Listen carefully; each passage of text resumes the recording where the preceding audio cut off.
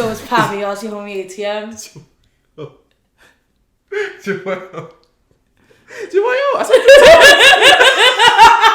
The third time was the charm. And we are the Lingo, baby. Back again for, I don't even know what episode because we kind of fucked up the last one. I'm not gonna lie with that. So we're back. We're back. We're here. Feel me? As y'all said earlier, keeping people on their toes. Feel me? But yeah, y'all know us. We always gotta have a new face. Well, new to y'all at least. New to me, not new to all. But you know, so new to some. New to some, not new to all. But now we have another amazing, talented artist, Jesediah, in the fucking building. Yo. What's up? Thank you guys for having me. Yo, thank you for coming to Lingo. Like, you're definitely someone we wanted to have on the show since we were in Syracuse. Yeah, it was just that's like, yo, crazy. that would be dope to have like an actual Syracuse artist in person. It's so funny to me when people go to SU because I feel like the experience is so different versus like growing up in Syracuse. I'm sure. Are you from the city? Yeah, that's what I thought. So like, why'd you say that? I don't move like someone from Syracuse. Yeah, nah. You definitely moving like someone from NYC for sure. In all the best ways. No shade. But I'm sure you get it like NYC having a lot of colleges and stuff. It's just always funny when like people only know Syracuse through the lens of like SU as opposed to like knowing it from like growing up there because it's so different. It's just so different. Take us through that. Like how is it? What's this? I can already kind of tell like just from like location. Like you gotta be there. Like, I mean, one of the big things is just like where you can and can't go. Like Syracuse is like a little bubble. Like you can kind of just like chill on SU campus and like be good and be chilling. But you don't really want to like go too far off campus. Like you know what I mean? Unless you are like going somewhere you like know someone that it like lives there. Right, like it's really not in your best interest to just be like popping up in random neighborhoods and shit. Like, yo, to your fucking point, I'll never forget freshman year. Me and Ed both lived in BBB, and for people who aren't accustomed to Syracuse University campus layout, that's like it's like a block off kind of campus. It's like it's an edge. It's like it's an the last edge corner of edge, west side. The west side of the campus, right? So at the time, I started getting my hair cut from Collins. If you ever knew the area, it's like an old barbershop. It's like 3-generational barbershop over on like Salinas, I think. Salina, yeah. By like the theater. It's in that general area. So I remember like BB is at the bottom of a huge hill. So I go up the hill and then down the block, like all the way down, and then cut over to get to the barbershop. But one day I was like, yo, I started to realize like, let's just go under the underpass. Yeah, I'm like, yo, the underpass is right there. Dumbass. Dummy. Bro, I made that walk once and I was like, no. Don't ever do that. Don't ever do that, bro. They were niggas was looking at me like, right, because like niggas from Syracuse will really be like, is this nigga walking under the underpass? Like, it's really, like easy lick. Right. It's really not it. And like the thing is crazy too because like it used to just be like the South Side was the spot. Like shit was just always popping off on the South Side. Then it started being like South Side, North Side. Started being it. Then the West Side got dragged and shit. Then the East Side got dragged and shit. Now it's just like you walk. Now the whole company literally like you walk 2 meters outside your house and like it's some bullshit going on somewhere. Like there's this park near where I live, Thornton Park. Yeah. Oh my god. Yeah. Okay. Don't be in there past dark. Yo. We used to be in there at 3 a.m. But look, I'm glad y'all are still sitting here with me after those actions. Nah, but we used to be at like the edge of Thornton, like where it used to meet campus. Right. Okay. Not like valid. But Thornton you big. know what I'm talking about, like the other side of Thornton, like when you start getting to what's it called? The fucking, it starts with like an M. The projects that are over on the other side of Thornton Park. I know what the fuck you're talking about, but I don't remember. By the pool? Nah. It's like further down, like further down. Long ways. Yeah, like further down the street. I can't remember the name of the actual like complex. But like you don't want to be there after dark. Not at all. Not at all. And it's crazy because like my dad is from Queens. Okay. And so I spent a lot of time in the city growing up, and then he moved to Syracuse because he went to SU. Got it. Oh, word. So it's like funny to like be in Syracuse and like people are always like, oh, New York, like don't be out too late, like blah blah blah, like you know what I mean, like no, Syracuse. Right? It's like nah, like I'm more comfortable being out late in New York City than I am being out because there's always someone around in New York. Like, you know what I mean? Like, you know how many dead streets there are in Syracuse? Right. No light, no nothing. Right. No like, nothing, dog. No nothing. Abandoned cribs, no like nothing. Abandoned. You think they're abandoned, bro? But and someone will dead out on you, bro. Like true word. Like, nah, it get gritty up there. Niggas is dead ass squatting in the abandoned cribs, bro. Like, it's no joke. It's no funny shit. Like, and that's why it just always cracks me when people are like, oh, like you moved to New York. Like, isn't that dangerous? Like, didn't you? Like, bro, it's alive though. Right? Yeah. It's like 3 a.m. I could walk at like most places in New York. There's some places that I would probably mind my manners, but like I mind my manners. Go crazy. But like. But you know, like most places, I'm like, yeah, I could be out here bullshitting until 3 o'clock in the morning. It's no big deal. Syracuse, it's like if you're not on campus, like what the fuck is you doing? I feel like I got my fair share of like that understanding while I was up there, just cause like I don't know, bro. Like freshman year, I came in and it was this big thing about like I feel like, and you would agree with me, there was this trend with a lot of like freshman shorties, and that's when you could realize when they were like from not even from the city, but have seen some shit or not. There was always this thing about townies. I hated the term. Right. Because I was like, nigga, we are the outsiders, bro. This is their spot, bro. Nigga, like, how are we classifying them as townies? Bro, that sounds crazy. And we hate that shit. I know y'all do, bro. So, boom. Shit. So, I used to see it a lot as a trend with, like, shorties who used to just look or treat, like, the dudes who used to come to parties crazy. Don't get me wrong. Some of these dudes used to be on some shit. Definitely. Some of these dudes used to come to these parties on some shit. Some of them was cool, chilling. I got my fair share of the cool ones that I would just talk to, whatever. And, like, just through casual conversation or drives or sipes or whatever from people who are, like, born and raised in Q's, like, that's when I got my full understanding of, like, oh, no, they get busy up here. Like, niggas doing some shit. And you realize it, like, not to blow up nobody's spot, so I'm not going to say no names. But the niggas that's, like, dealing up there and, like, heavy dealing, you got to understand they're upstate. So they're closer to, like, big hubs and networks of niggas who deal, like, Buffalo, like, you know, like Rochester, Detroit. Like, you know, Detroit, you know what I'm saying? Dropping Syracuse like all the time. So it get gritty up there, and it's like way more closed because like it's like everybody low key either knows somebody or knows somebody that knows somebody. Right. And so it's like all the shit is interlocked. It's like, a lot of niggas. I'm also not gonna say no names. Of course, you know. I'm not about to do that, but it's also a lot of niggas in witness protection. That's a good place to hide. Is in Syracuse? In Syracuse, and also a lot of niggas who got out of Syracuse because they ain't with Sec now. But we ain't saying no names. We get gritty. It ain't nothing to do up there. Yeah. That's what I've always said. So everybody in some bullshit. Right. Like, everybody's just on 10 all the time because like what else you gonna do? Like ain't shit to do. You go to like fucking Thornton Park, you can go in the pool for like 2 months. Yeah, pretty much. Like, all 2 months. 2 months and they're nice. Like, you know what I mean? Like, when I was a kid, I went to Thornton with my dad, and some nigga from the top of the hill slingshotted him in the back of the head with a rock, cracked his skull open. My dad fell face first into the pool. Like, gritty, bro. What is you doing with a slingshot, dog? You think you Goliath? Like, what's going on? What is going on? Bro, like, I'm saying, like, and this was like a young buck too, like, right in the back of his head. That's crazy, like, bro. Like, because I know as a kid, I'd be sitting there like, where the fuck did it come from? Right? I was young as fuck, so I was like, nah. I was like, what was that? What was that? Like, oh my god! And my dad's trying to calm me down because I'm like, young, you know what I mean? He's leaning out the back of his head.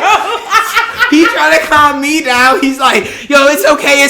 Like, don't worry. I'm like, bro, your head. What do you mean it's okay? Your head is bust open. Like, it is bust open. That shit was crazy. Like, literally, I'm telling you, like, it's that's why I'm be up there. I do not visit. You gotta thank your pops for that moment of being a father. Nah, I'm trying to calm you down. Me down. He has cracked skull. Right, like, cracked skull, face first into the pool. Worried about me. Like, are you good? Yo, I can hear the splash. Right, bro. I was like, you know, you never know what it is. That's the thing too. Like, I was like, what the. Now you gotta look around. Right, exactly. I'm like, all right, who's someone coming to get me next? Like, what's good? At that like, point, I'm going underwater. Right, let me drive. Let me dive. Like, what's up? I'm thinking of Syracuse. Like, just like, yo, like, wow, like I'd be in a shock. Like something I know the exact hill you're talking. Yeah, like I can visualize the whole thing. He launched it. Right? That shit is not close. Right. Bro. That shit is not right, close. that's a big hill. That's like a tall hill. It's really a driving hill. Bam! Like, I was like, bro, that's an assassination attempt. Right. Bro. Like, I was like, so you trying to kill my family? Like that's what it's looking like. So you trying to kill? Like, so you trying to kill my family? So it's an official mob hit, is what you telling me? So how long were you in Syracuse for? Like, I lived in Syracuse up until I went to college. Oh, word. So the whole whole life, the whole time. So what'd you do like your teenage years there? Like what'd you get into? How'd you get more into music? Okay, that's a better question. He said, "No, quiet on set." No, I'm just playing. Yeah, like how did I get more into music? I started playing the piano when I was 3. That's like how I got my intro into shit. And then from Lots there, of child prodigies that come on this show, bro. Man, people that started shit when they were young, like yeah, man, like that's the way to do it. My dad just like I think probably wanted me to not like be getting into trouble, which like half worked, half didn't. But you know, but I got more into music honestly once I got a computer, bro. Like as soon as I just had it, like I was in GarageBand just fucking around, like or making shitty ass beats, like real, like playing right, yeah, you know what I mean, with like the stock instruments too, like no plugins, no nothing, like just to like, oh yeah, I'm gonna see what this does. But that's what kind of like got me being like, okay, like this is actually something that I could do outside of the classical realm, because like that was all I was doing. I was playing Bach, Beethoven, all that shit, like the classical shit. That's how I was trained the piano. So like that's all fun and that's all well and good and it's great to have that background, but like I didn't want to be like a concert pianist, you know, like like that wasn't the vibe. So it was really cool once I started realizing like, oh shit, I can take those skills that I have from like playing the piano and make a hip hop beat. Yeah. And have it be crazy because like I know the theory behind it, you know? So like that's what kind of got me to like take it more seriously. And then I was just like, I was in choir when I was in middle and high school, like did a cappella groups, that sort of shit. Pit band for like musicals. So like was just always had my kind of like toe in the water when it came to that. But like yeah. But college is probably where I started taking it the most seriously. Just like after I got to Clive, I was kind of like, all right, like I can tell from just looking at your discography, like it all started in 2017. Yeah, a lot of Spotify stuff. Yeah, I have like, I think before that I put out one project and it was ass, bro. It was just ass, and it was on Bandcamp and Spotify. Took that shit down. It was garbage. But it's interesting too because I was gonna ask you because all your discography is singles. Yeah. Right now, the Lucy's. Yeah. I was gonna ask you, was that like intentional? Is there? Yeah, I have an EP in the works right now that is like finally I got like the final mix and masters back on that. So that is going to be coming out probably like summer. But my whole thing is like, if for me, I want the songs on my EP to like really fit together, like really fit, you know? And like, I feel like the 3 songs that I picked for this like very short EP really fit well. And I feel like I was kind of dabbling in a bunch of different sounds before that. So I never really wanted to make a project because I didn't want it to be like all over the place, you know? Like I was kind of like, all right, I have like 50 different possible sounds that I could like be zoning into, and I didn't want that on like my first project. I wanted like my first project to be like cohesive, and then like I can follow up with like, oh, like this has this rock song and like it's got this like pop song, expand it from there, because I feel like it's easier for people to hear like one sound and be like, all right, bet, like that's what I kind of associate with this person, and they're like now they're like growing on or expanding on that sound versus like coming out the gate with like a 6-track project where like every track sounds different.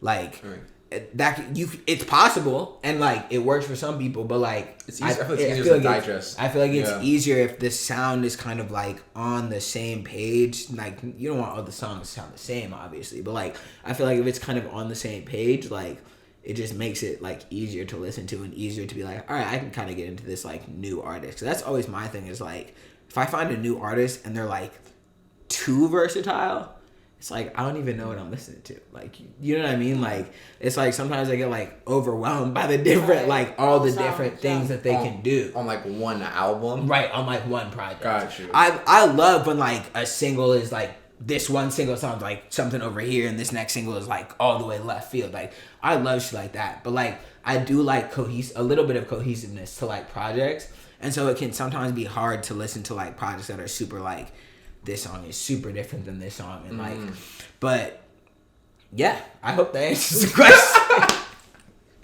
No, yeah, from what I'm getting is that like you're taking your time to craft like a cohesive project. Yeah, the first like album that I put out is gonna be like intentionally made to like listen cover to cover, and that's like the hope and goal. So right now I just got like a little EP coming out. The songs are just kind of all in the same vein of like trap pop. And so I think, yeah, I'm excited about that. But the first longer project that I put out is going to be much more tailored too. I was thinking like while I was listening to like, you know, your discography to like get ready for the podcast, you know, like, because like, you know, like we were just saying, like, so from like 2017 coming into like, you know, as early as Batter dropped this year. Yeah. So 2020, so constantly, you know, you're dropping music. So, you know, I feel like when artists like that, you can hear like the changing sounds are different, but I definitely feel like you kept your momentum or like lane in a certain like niche of music. Definitely like the artists I was kind of getting were like A Boogie vocals, but like but kind of like Juice WRLD delivery sometimes, you know, like real like edgy on the vocals, like raspy. I really fuck with it, and you know, it's funny the you say beats that is a lot more like hip hop than R&B. Fair. It's funny you say that because literally just like a week ago, someone was like, "Who do you sound like?" And I was like, "I kind of feel like A Boogie is like a good comparison to like kind of what I do." And Tyler was like, "Nah," like my girlfriend, she was like, "Nah, like you don't sound like A Boogie." I was like, "But I feel like I do." Like, that's what, I didn't even think about that though. Like, that didn't even cross my mind as somebody to compare you to. Yeah.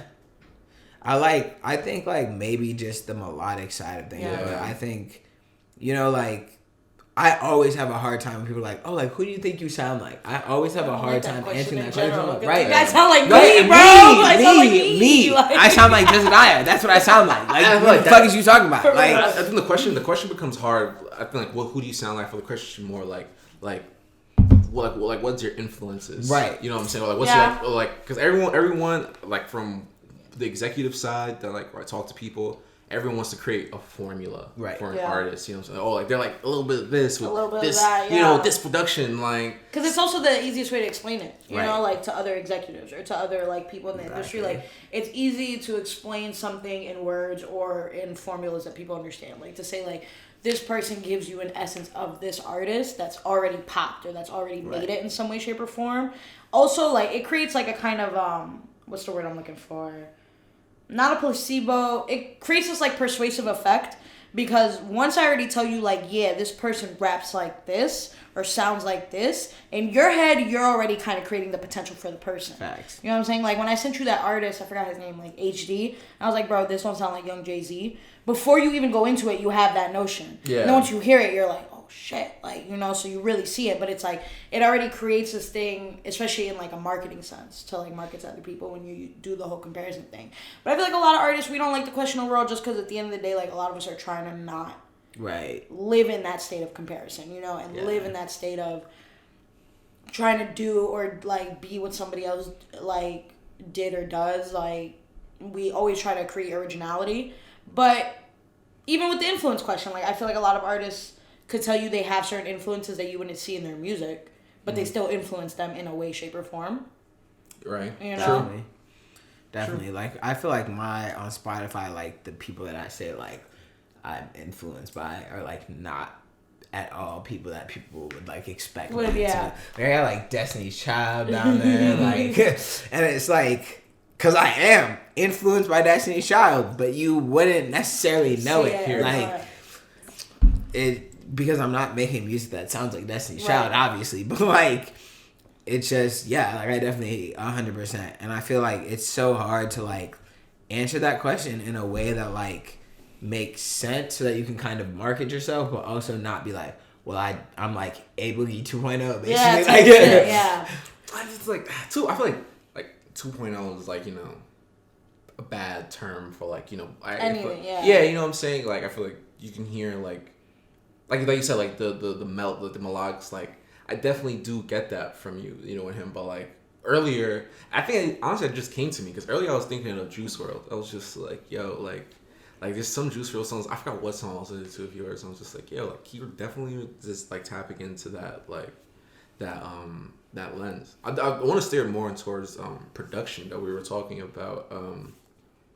Maybe you were guessing my favorite song of yours, and we got to What's the Issue, and you said that was the most recent song you produced, and that was like, what, 2019, I believe. Yeah, something like that. 2019, 2020. Yeah, it's been a minute. So like, on the production side, do you like to keep it more hands on, or have you been moving towards like just doing the vocals? It depends. Like like sometimes I'll sit down and I'll have like a concept in my head that I just like want to get out, and I'll just like produce it top to bottom. Like I did that with Versailles. I just like had an idea for it, and I was just like, I'm just gonna go and do that shit. And same thing with like What's the Issue. But I love working with other producers just because I feel like it gets me outside of my comfort zone. Like I feel like I produce a lot of the same things a lot, and like working with other producers kind of gives me that like versatility to kind of be like, all right, like let me try something over this type of beat, or like something over this type of beat. And like I am very big on like efficiency over like knowing everything. So like I would rather just tap in with a producer who like has the sound that I'm looking for, than necessarily like take 5 years learning how to do it. Right. Because it's like by the time that 5 years is up, 1, maybe I'm not even interested in that sound anymore. 2, maybe that sound's not even popping. And like 3, now I've just taken 5 years to learn one sound. Like, you know what I mean? So it's like, I like working with people who have their own established sounds, kind of be like, oh, I like that. Like, let's pull this from you. Let's pull this from you. Let's pull this from here, from there. And then you can kind of get beats that like cater to what you want, but aren't necessarily like, I feel like I make this, like, I just feel like I make the same beat 50 times whenever I try and sit down. Like my drum pattern is like, I have like a go-to drum pattern that I use all the time. Like just shit like that. So I don't produce as much as I would like to, but I always have a hand in it. Like I never just like get a beat and record over exactly how it is. Like even at the least, I'll like chop the beat up, like change the arrangement and stuff so that it fits like the song structure that I want. So like even if someone sends me a beat, I'll like do some like cutting to like rearrange it. But when I make the beats myself, they just like, they take me a long time, and like they're usually like too complex. Like it's just like I just be doing too much. So I like have let myself kind of just be like, oh, like let me add this melody line on top of your beat, or like just send me like a pack and like let me like maybe like, you know what I mean, like add this one little send me the stems and let me rearrange it, that sort of shit. And I feel like that's honestly been working for me better, because I feel like I've gotten, 1, like a broader range of producers and different sounds, and 2, it's like it has me in this nice middle ground of like, I'm not producing for myself, but I'm also not just like top lining, you know? Like it's like there's still that aspect of like rearranging shit and like doing some like production work. Even when it's just even if it's not used from scratch. Yo, it's more collaborative. Yeah. Like into your point, way more efficient. Yo, this conversation is really taking me back to when we were in the studio and we were waiting for your homeboy Nick. Yeah. Shout out Nick Charger. Shout out Charger. Honestly, he was going through a lot that day, yo. Lost his laptop. Yeah. But found it. Yeah, thankfully, but like, you know, like the back and forth. Yeah, but not in time. Yeah. It was right. He was on his way to a studio session to meet Jesediah. Malik was there, and we're in Times Square. Yeah. Recording, and we're waiting for, you know, his boy to pull up, and he's on his way. He has to go right back. Does not have his computer. Lost it. No back, like lost backpack, hard drive, laptop gone. Well, so how? He like just didn't know where he had put it, and then he ended up flying back to California without his shit. And then one of his friends, like, it was on his boy's stoop, like it was like outside, and, like, but for some, like, no one had gone through it. Like everything was still there. Like the hard drive was there, the laptop was there, like everything he needed was still there. but it was just on the stoop. And he was like, "No, what the fuck, guys?" You went to that person's house though? Yeah. So. But he ain't even on the stoop. That stoop is So outside. He was even on the stoop though. Like no. He ain't maybe put his jacket on, put the bag That's down. what I'm thinking. Maybe. That's what I'm saying. Like maybe he walked outside, no jacket, right? Had the bag on, took the bag off, put the jacket on, just walked to the Uber or something. Like that, you know, just forgot the bag on. Right into the crib. But because I mean, he did have the suitcase too. Oh, like, yeah. So you know what I'm saying? When you have more than one bag, you're like, all right. And don't get me wrong, I have lost my shit. I've lost many times. Significant. I've left book bags in places. Right. Like that's like, I lost my wallet for a month. I'm the king of like. There's a and the worst part is you lost it in a place that you significantly frequent. Yeah, come on. You're the king of what? Nah, I just when I go to the bank near me to take money out, like I put my wallet on top of the ATM, which is so dumb. And like 10 times I've left the bank with my wallet on the ATM and been like, "Where's my shit?" And like sprinted back to the bank. Like every time it's there? Every time it's been there. Like, y'all not finna get me today. Like literally just running back. You get yourself. You get yourself. You get got, bro. Like yeah. Wait, so getting back into what's the issue? You said it's one of the hardest songs to perform? Yes. Why is that? Just like there's a lot of words. Right. Okay. It's a lot of words. And it's in a part of my range where like it just makes me like run out of breath. Like I don't know what it is. But like I be trying to get brush it off. By the time I get to the second verse, I be like, damn. But like just getting into like performances, have you like ever done a performance where by the end of it you kind of like had to look in the mirror like, wow, you really that nigga, because you surprised yourself like that you could get through a performance? Yeah. It's a great feeling. It's a great feeling. Yeah, nah. It's a great feeling. Yeah, nah, I mean, like, I still do it, and I be jumping around while I do it, and, like, be turned the fuck up, but it does take a lot of breath, right? It does take a lot of breath support and that type of shit, but, yeah, I just, like, in all my live shows, like, my biggest thing is just to be, like, super high energy, so, like, I'm always out of breath by the time I finish, but, like, I practice in, like, the crib and shit, like, I'll literally, like, do jumping jacks and, like, rap the songs, like, just to get my heart rate up. And your breath control, yeah, just to, like, practice, and, like, it sounds so corny, but, like, it really is helpful, because, like, then you can, like, run around on stage, you can jump around, you can do whatever you want, your and, stamina's like, up, right, and you're not, like, after, like, one song, so, and that's something that I've noticed, too, I feel like in a lot of, hip-hop artists, is, like, no stamina at all, like, a lot of, like, major performances are, like, they lip sync. Yeah, like, and it's like I'll have the track playing behind me, but like I'm singing over I'm singing over that shit, like no question. Like and that's something people like fail to like realize. Like that's really like damn near a sport. Like like performing is such like a high energy experience. Now that we're getting into this, realm talking about performances, you just came back from probably one of your biggest performances for your career, man. Performing at South by Southwest. Oh yeah. Yo, how does that feel? How was Austin? Austin was awesome. It's fucking so dope. Malik killed it on the guitar. Yo, our drummer was fire, DJ fire, audience fire, food fire, like just all together great experience. I'm not gonna lie, I was a little nervous going to Texas, like as a black trans man. I was like, okay.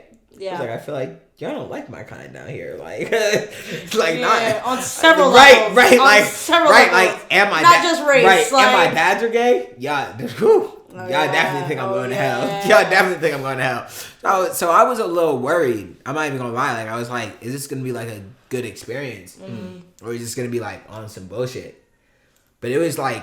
It was phenomenal. I don't know if Austin is just like not on the same timing as the rest of Texas. Yeah. But like, man, like aside from the fact that everyone had like a southern accent and was calling us y'all all the time, like we could have been in LA. Like, you know what I mean? Like it was like we just like got food, like talked to niggas on the street, like went to all these events, like, and it was mad chill. Show went absolutely fire. Like it was a great experience, and like it was super dope to be able to do it with like the homies and shit that like made it even that much more special. But it was crazy being there because I I really didn't think I was gonna like it, man. Like I thought that I was gonna like kind of go there and like do the show and just kind of like that was gonna be it. But like I had a blast. Like it was really a good time. I would I would go back to Austin just like to visit, just to chill. Got the most fire barbecue at Terry Black's. Like a half pound of brisket, some mac and cheese. It was so good. Half pound of brisket. Was that the plate that Malik took the picture of? Yes. That shit was mad. Yup. He said the mac was trash. But the mac was trash, but everything else but he was bodied good. everything else on that plate. Everything else was fire, but the mac was like they didn't bake it. It was like they had made the cheese sauce and put the pasta in. White people mac and cheese. And then they stopped there instead of putting it in the oven. Like and so just mixed it all together. Right. So gooey mac and cheese. Exactly. Yeah. So it was just like pasta with like a cheese sauce. And it was like, well, this is not a baked mac and cheese. Like this is I don't even know. It's like fondue with noodles in it. Like fondue with noodles. So but it was great. Like it was honestly great. But our drummer got COVID while he was there, which was unfortunate. What? Like when he got back, he was like, "Yeah, like I feel like crap. I tested positive for COVID. Everyone else was fine, but he got COVID. I think it's because he's older than us.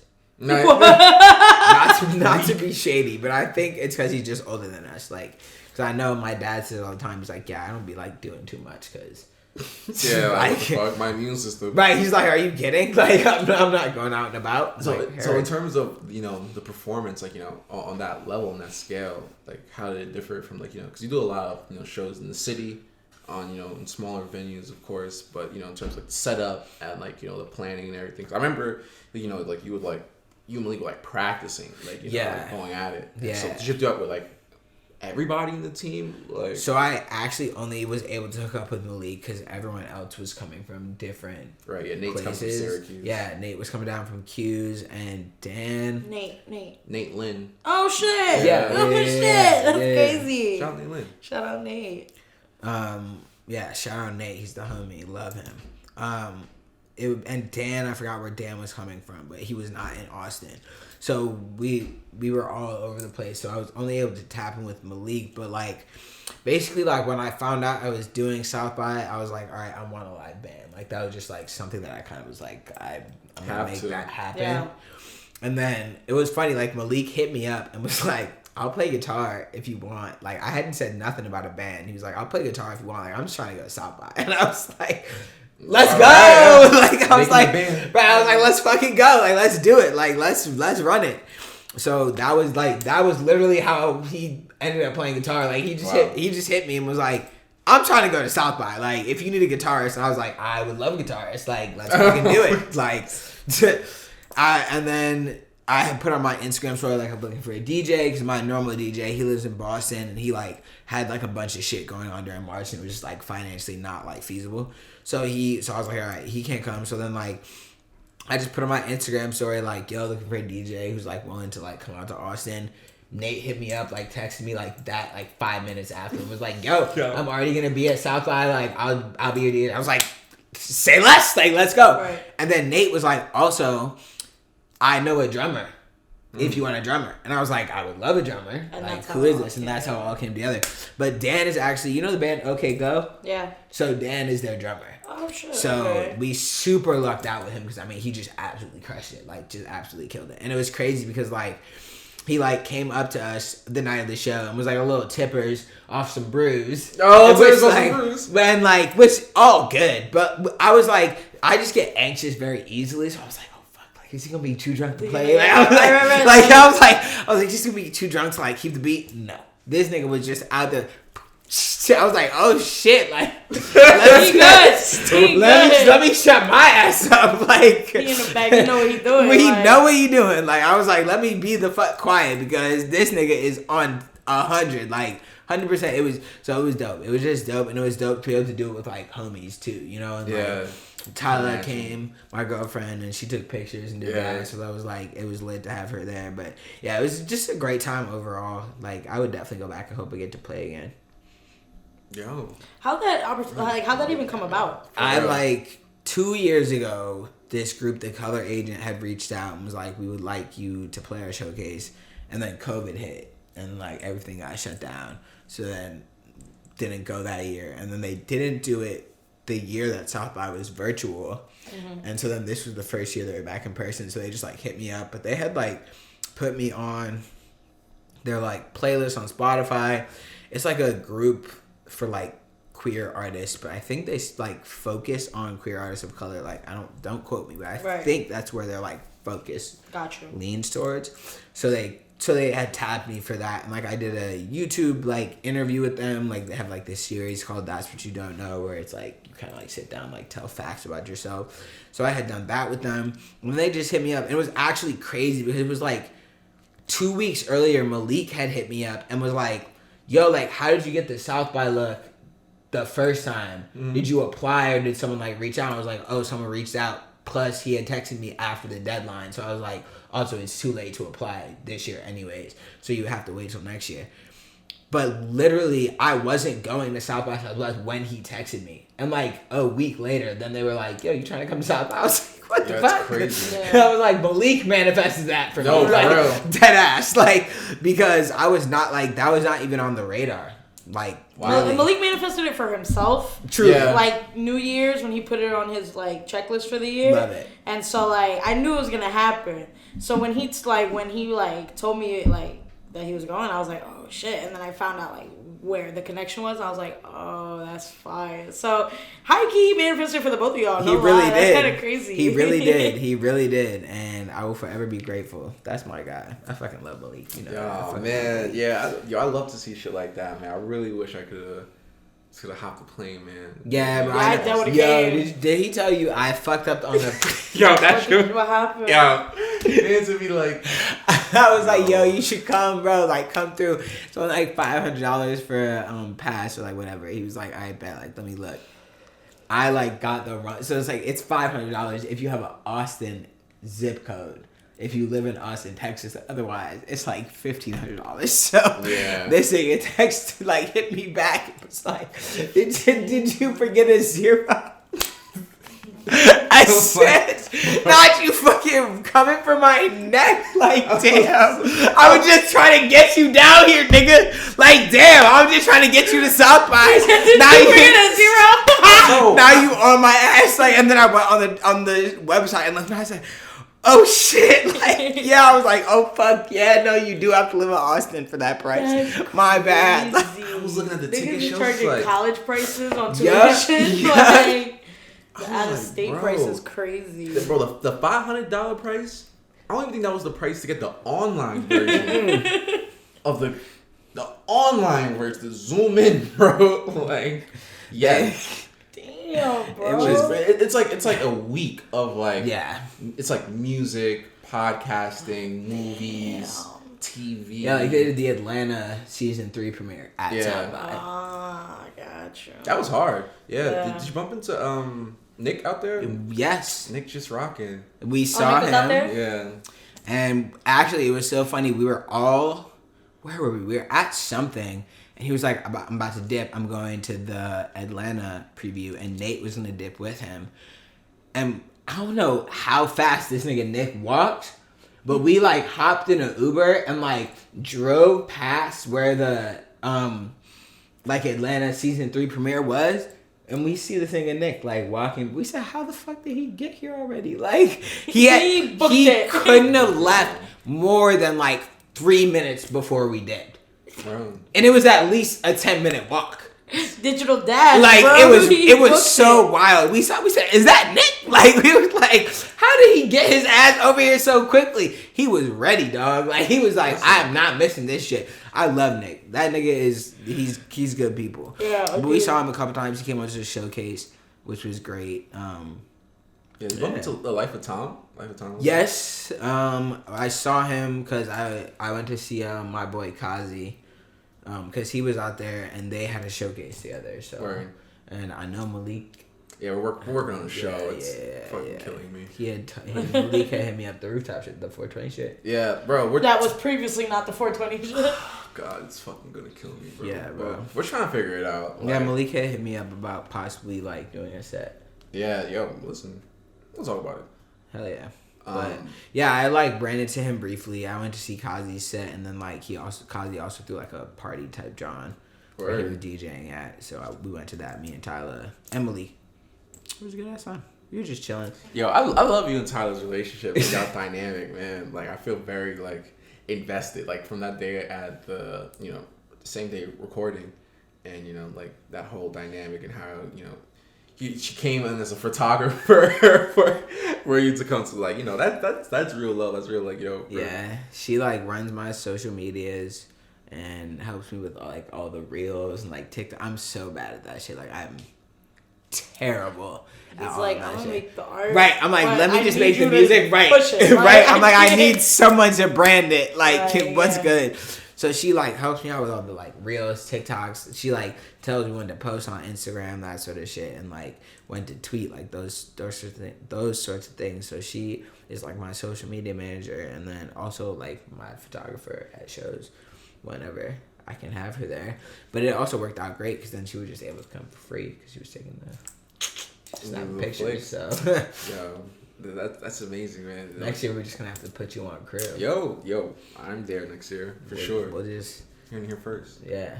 Nah, man. Like even like so like listening to your music, you know what I'm saying? Like, you know, really getting into the lyrics. Like who's doing this to you?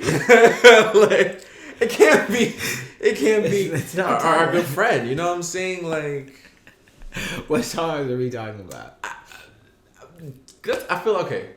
Let's take it to what's the issue? Because I feel like that is about Tyler, and she knows it. Ooh. Next song, don't worry. So listen, no, the right song. We on the right song because like you say a part like what something along the lines of like if I run like, you know, will you chase me or will I be that person to remind you of like, you know, all these reasons? I was like, damn. It's not that deep. Like I think I was like mad or some like petty ass bullshit. It was like I'm writing a depressing emo boy song. Like just like it was just like the vibe at the time. But we definitely were in an argument, which is, you know, it happens. We've been together 4 years. We're gonna argue. 4 years? Yeah. Oh wow. So, you know, we're gonna argue at points. Our relationship got a degree, nigga. Yeah. It's crazy. Yeah, man. That's my wife. So we you know, we bicker like people do, but it's not any like she always knows it's funny because like I'll play her shit and she'll be like, nigga, this is right? Like, how dare you? I'm like, huh? I just want you to listen to the hook. Isn't it great? Hear the music, bro. Like, but don't you like the hook? Isn't it great? Like, she's like, come on now. But it's always in love because like she knows, and like everyone that I'm close to is like, I write this songs about my friends. Don't get on my nerves, like because that's what I do. That's how I express myself. Like, you know, like some people have journals. Some people have like they write poems or like whatever. Like music is how I express whatever. The song may never come out. But I did. But I said it. I had to do it. Right, I had to do it. Had to get it out. Off. Exactly. So like, I also have like songs about like me fucking up, about like friends that I've lost, like that are just like not ever gonna see the light of day. That were really just like a chance to vent. But what's the issue was a combination of I was in a fight with Tyler, and I was also kind of like talking about an ex. It's kind of like a crossover between two relationships. And kind of just like thinking about that, but I love that song just because I just like the guitar in that song a lot, and that was really kind of like I used to make folk music before I started making hip-hop. Oh really? Yeah, folk music. Yeah, before I made hip hop, so that's kind of where that influence came from. I was like chilling, listening to like a folk playlist on Spotify, and decided to sample the song's called Middle Names, and decided to sample that guitar lick. So. Yeah. Guitar lick. Yo, that's hard, yo. It's crazy because, you know, the other song they thought I would like Powerball. That's like, you know, like you said, it's completely different direction. My boy Benny produced that. He produced that, Lonzo, a whole bunch of stuff that never came out, but I think out of what's out, I think it's only Lonzo and Powerball. Yeah. I'm trying to think if there's anything else. I don't think so. Yeah, no. I fuck with Powerball too. Yeah, I loved that beat when he sent it to me. Do you know Jordan? What's his last name? Block? He's Polar Bear Jord. Polar Bear Jord. It's like Polo, like the brand, like Polo Bear Jordan. Kind of fly. Gotta admit it. But he went to SU too. Ah, interesting. I want to say he was in the Bandier program. You know what's crazy? Yo, Bandier kids, like you might meet one. Yeah, that's how Clive is or with two. NYU. You know what I'm saying? Like, I feel like that's how Clive is at NYU. It's like and now they moved them to Brooklyn. You ain't never gonna see a Clive. Yeah, honestly, fucking. You are not ever gonna see one of those things ever again in their life. I'm at my second Bandier student. I ain't never seen this nigga in my life. I'm crying. You shit me. Omar, you seen this nigga before, Birdie? He looks oddly familiar, but I also don't. Vaguely familiar. But I can't tell you, like, I saw him here. No. Vaguely familiar. I'm like, he went to SU and now he lives in the city. But I don't know if he still does, but for a while he was managing Benny. Copy. And so that was kind of how I met him. But great people, like, love Jordan to pieces. He's great people. Now he's managing this artist, Hojin, I Yeah, I just saw. And that shit is really taking off. It's more in like the kind of like alt pop, indie pop. Like, got you. I don't want to call it bedroom pop because I feel like it's not as like sensual. Yes, but also not as like turn. No, like there's something about bedroom pop that really feels like it was made in someone's bedroom. Like when people like, you know what I mean. This feels like almost like just one step above that. Like in someone's really nice bedroom. Like someone's really luxury apartment. Right. Like, you know, right. Exactly. Like in someone's condo. Like condo pop. Pop. Gotcha. Like something like that. Like not quite like not like as lo-fi as some bedroom pop and kind of lean.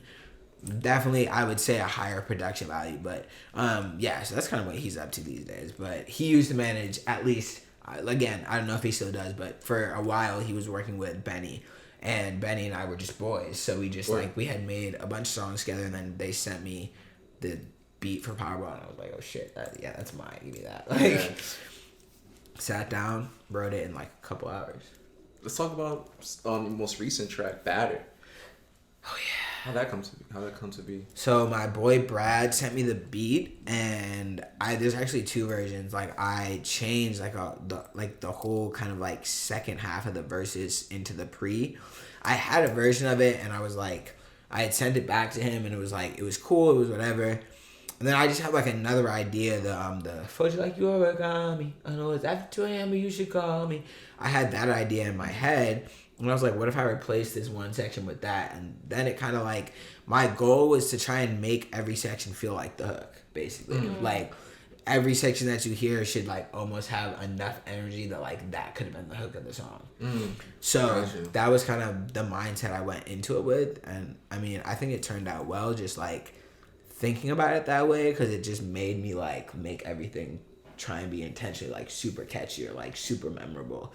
And that song, because I wrote that song a while ago, and that song has influenced how I've started changing my writing, honestly. Just like to make everything be like the hook, because I feel like that is how you get like the catchiest music. Like, and that's what I love. Like I love shit that is like an earworm that kind of like gets stuck in your head. So the I'm bad. You know what I'm saying? Like that shit is definitely an earworm. Like I definitely see the approach you're going for, even the visuals, like it's like how fast like everything's like cutting. It's like making like ingrained in your eyes. Yeah, like you remember seeing this like you know, I just remember seeing the clips of you were posting. It's like, you know, touching it. Yeah.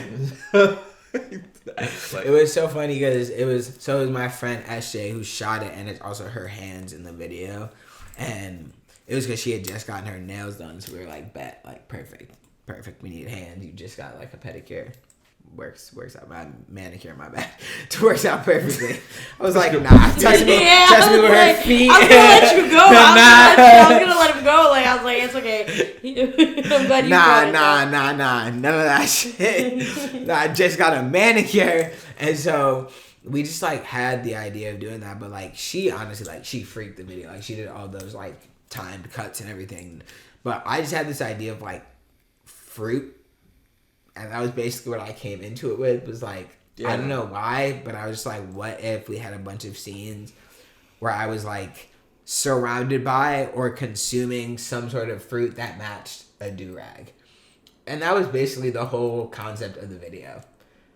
And we kind of just went from there. Like, it was just like, it was really not anything crazy. Like, you know, I was like, what if we just did something kind of stupid?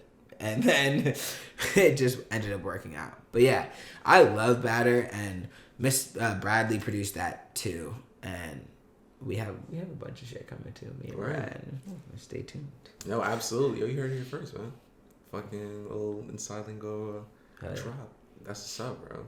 That's really what's up. Yeah, Batter was definitely from. Now that you even said that, like, you know, making every part the hook, I definitely now want to re-listen to it with that. With that in mind. Yeah. Yeah, I was thinking the same thing. I understand that. Yeah. Sometime I'll send you the like original one, so like you can listen to like the old version of it versus like what I changed it to. Because I think it really just like it made for a better song, definitely. Yeah. It's really small changes like that. Yeah. That make the. And that's like also a big like I used to like not really go back to shit like once it was recorded it was kind of like done. Yeah. Like I was like, all right, I tracked it. Yeah. Right? I was like, tracked it. All right, mix and master. Right, exactly. Set it up, remix. Like we're good. But now like I'll like sit on a song for a little while and like go back to it and be like, all right, like how can I change this? How can I make it better? You know what I mean? So that's what I did with that. Yeah, I'm excited to hear the new music, since you're saying, you know, that's inspiring, you know, your writing moving forward. Right. That's hard. Excited for an EP. Oh yeah, I'm excited too. You gotta get a name? You can get a name for it? Oh no, not yet. Not yet. Still thinking. Still thinking? Mm-hmm. I have like a lot of EP names, but not for this EP. You know? Yeah, I know. I know. I felt that. My first EP that was ever supposed to come out still hasn't come out. Right. Like and I dropped 3 already. Right. It's like, right. I got a lot of names for EPs that are sitting in iTunes. Because it's not just its name, bro. It's the name plus the marketing plus the videos plus the vision. And it's like, I don't know if that's all for this EP. Right. It's like, I don't know if that is all for this. Like, all for this project. So right now, we have no name, but I'm loving how the mixes sound. So it's definitely gonna be good. I just gotta come. I have like literally my iTunes is like all of my fucking like the playlist tab is like just different like EPs of like 5 songs that like someday are gonna come out. But like yeah, I just gotta figure out something that I feel like is really encompassing, but like also isn't corny. Like all the names that I've been thinking of are like I just feel like they're whack. Like I don't know. Like they just like haven't been like. You know what I mean? Like, it's just, like, not hitting for me. So I'm trying. I got, like, the notepad with, like, all the scratch stuff. I'm like, nah, not doing this, not doing that. But, No, I felt that. That's a big thing. It's such a, like, it's a hard headspace to be in as an artist, especially when you're, like, hands-on and, like, you're really curating your shit. Because it's, like, you then have to get into that curation bag outside of the creation bag to then put your entire thing together. Right. And I think, like I relate to that because that's how, like, all 3 of my EPs came together. Like, and you said in the beginning, like, I had, like, 50 pockets of sounds I wanted to try out and touch and could try out and touch, but I didn't want to drop a 10-track project of, like, 10 different vibes and everybody, like, so what the fuck kind of music do you make, bro? Like, exactly. It's like, so what do you sound like? So it's like, I dropped 3 packs, 3 songs on each, and they all had their own vibe, their own cover, their own niche, like, and so now when I go to do performances, if I touch even at least like 2 of them, I am able to get this pocket of like people still seeing a versatility, but still seeing like, okay, but I see what your overall sound is. Right. Like, I mean, they're different vibes, but there's an overall grasping sound that people can encompass. And I think it's helped because I feel like if I would have went the first route, people would have looked at me like, okay, so what are you trying to make? Right. And I'm sitting there like, bro, I'm trying to make it all. And I'm going to make it all. And I'm going to do it all. But I just got to give it to y'all in doses. Like, so that y'all can digest it better. So it's more palatable for the audiences overall. No, I 100% feel that. And, like, it's just so real. Like, you can't do too much. Like, especially I feel like with how many people are just, like, making music these days. Like, you can't do too much. Like, you have to do something that's going to be like, oh, okay, like, I attribute this with this artist. So that, especially when you're coming up, because it's like, that's the only thing you have. Like, even if it's like, oh, he sounds like Polo G on the low, or like, oh, he sounds like the Kid Leroy, or like whoever the fuck. Like, even if it's based on people making some sort of comparison, like, that can be a good thing. Like, you know what I mean? Like, you just gotta get your foot in the door and have people understand. And it's always gonna change, like, with the music they hear. Like, I feel like when I first started rapping, like, the first bars I ever spit for people, like, in person to their face, people always used to tell me, like, yo, you're giving me heavy No Name. I started making music, nobody ever made that comparison. Right. Ever. Right. Like, I finally put my shit on beats, nobody ever made that comparison. Right. The most recent comparison I got was Freddie Gibbs. I was like, that's a fire comparison. Love that. Don't gaslight that. You know, like, don't do that. Hold on one second. You know, Freddie? but those pockets are also so far, you know, like, from No Name to Freddie Gibbs. Right. And then when I first started making music, I would tell people, like, yeah, my musical influences are, like, Cole, Kendrick, Big L. And, like, even now as I make my music, I see where those influences are. One, I'm a poet, so I always liked Cole and Kendrick's wordplay, you know. But I also love Kendrick's vocal range, like. But as I'm starting to make more music and I'm getting into more pockets, I'm realizing how much I'm influenced by, like, newer artists as well. Like, you know, like, I'm real influenced by a lot of UK people, like Lil Sims, like Lexa Moore. Like, I like their raspiness as black women making music as well, because it's not necessarily accepted, right? Especially as dark-skinned, like, women who are making music. I was just listening to Trey and Mac literally on whatever set. I listened to the song on my way here, bro. And I was like, I can't see it now outside of the TikTok videos. But, like, when you listen to the entire track, I'm like, yo, this shit is so hard. So hard. Right? Yo, they were so like, smart with that song, though, because, like, that one section blew up on TikTok, and then they dropped the video and re-released the song with that section as, like, a hook, essentially. Yeah. And, like, it was so smart. Like, that original song doesn't have a hook. That is just a section of the song. Bro. It's called Own Brand Freestyle. It's literally just niggas spitting for the whole, a couple like, 2 minutes. Yeah, 2-3 minutes. Like. And when they made that TikTok, John, the whole I ain't never been with a Betty, and everyone was like, oh shit, we fuck with this. They put out the music video for the song, and they took that section and basically made it the hook. So now like, there's a version where the song starts with that, and then it's Felix the first, I think, right? Yeah. And his verse, and then it goes back to that I ain't never been with a Betty, as if that's like the hook. And I was like, that's so smart, because like you took the part that everyone loves, and you just gave it to us more. Yeah. And it's like, I loved that song went viral on TikTok for a big reason of the fact that it was a freestyle. Right. Like, I like that, because a lot of the songs that do go, it's usually a hook of a song that go, or like a very specific beat drop, or a very, you know, but like that was literally just bars, like, you know, and I love that it got created into like a TikTok like viral moment, because it showed a deeper extent of TikTok. Yo, TikTok is deep, bro. It like, really is. Because you never know what's gonna blow up over there. But also, like, TikTok started being on some shit. Like, all my music, I can't make videos with it no more.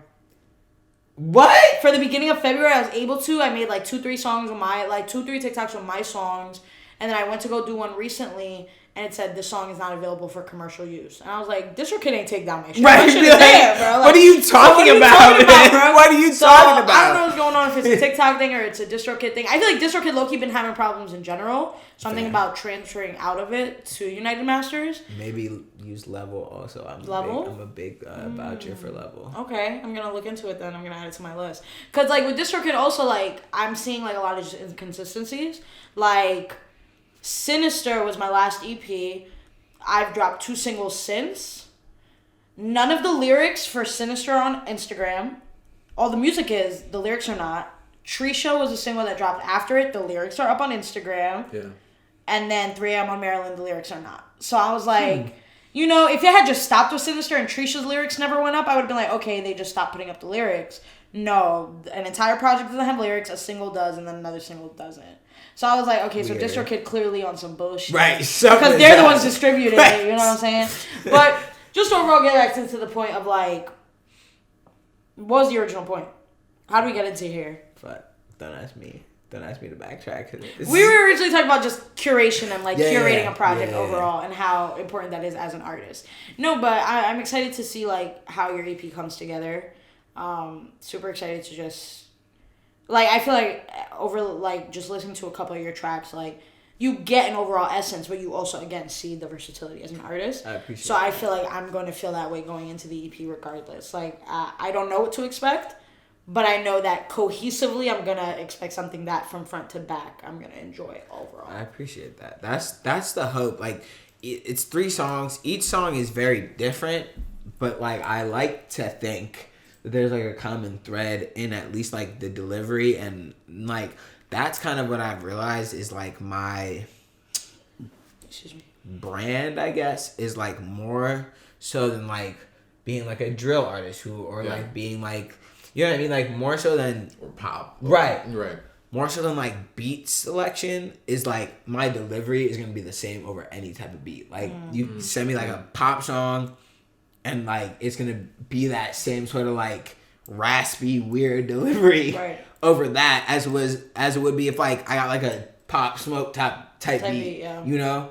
So like that's really been my thing, is like trying to make the thing that stands out be me. Like you feel me, like over any beat, and have it be like, oh yeah, like that Jesediah, we know that because of the vocal delivery. And I feel like that mindset has like led me to hop on like beats that I wouldn't necessarily think like, oh yeah, like this definitely, like when I first heard the beat for Batter, I was like, this is a crazy beat, but like where am I gonna find a pocket in this? Like how am I gonna rap over this? Like it took me like a minute to come up with something that like actually stuck.